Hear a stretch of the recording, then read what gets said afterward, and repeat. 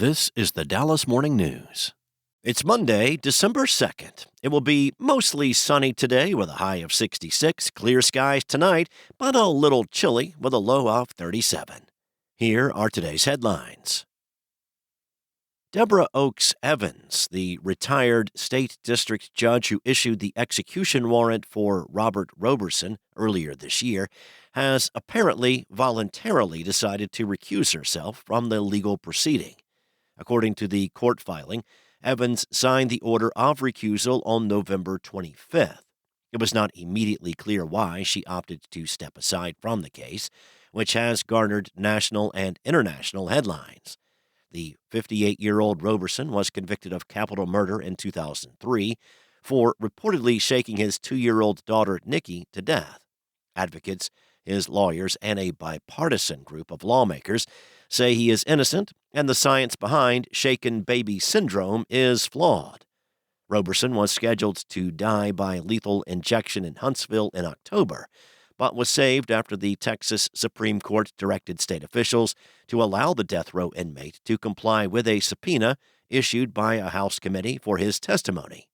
Roberson has maintained his innocence for more than 2 decades. In other news, after enduring this year's brutal primary season, Texas Republicans are bracing for another bruising primary pitting Texas Attorney General Ken Paxton against U.S. Senator John Cornyn in 2026. The two politicians, titans in Texas Republican politics, have been circling each other for more than a year, setting up a potential clash that would test the power of Paxton's appeal to hard-right conservatives and Cornyn's strength as a well-funded incumbent and prolific vote-getter. A Paxton-Cornyn showdown would be the next step in a continuing power struggle within the GOP. Republican political consultant Vinnie Minchillo said Texas politics is defined by a 3-party system, with most of the action between conservatives with dueling agendas. Next up, the city of Ennis issued a boil water notice Sunday because of low water pressure caused by a water main break, prompting Ennis ISD to cancel classes and activities today for students and staff. Ennis residents are urged to boil their water before using it, including before drinking, cooking, making ice, washing their hands and face, or brushing teeth. This process ensures destruction of all harmful bacteria and other microbes.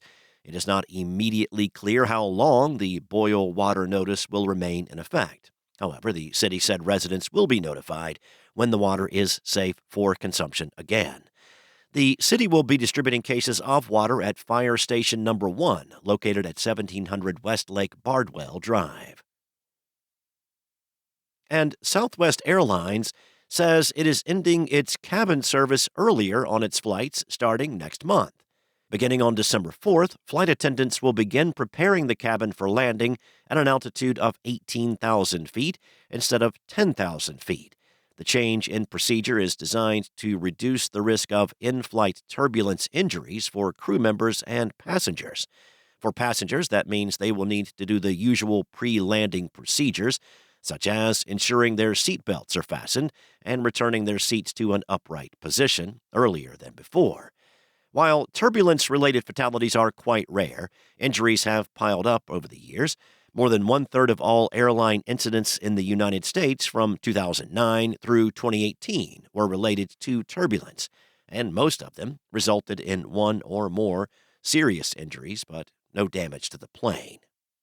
Thanks for listening. For more on today's stories and for the latest breaking news, visit dallasnews.com. And don't forget to check out the Dallas Morning News Rewards Program for our virtual events. For more info on upcoming events, please visit rewards.dallasnews.com. Enjoy your day, and I'll be back tomorrow with more from the Dallas Morning News.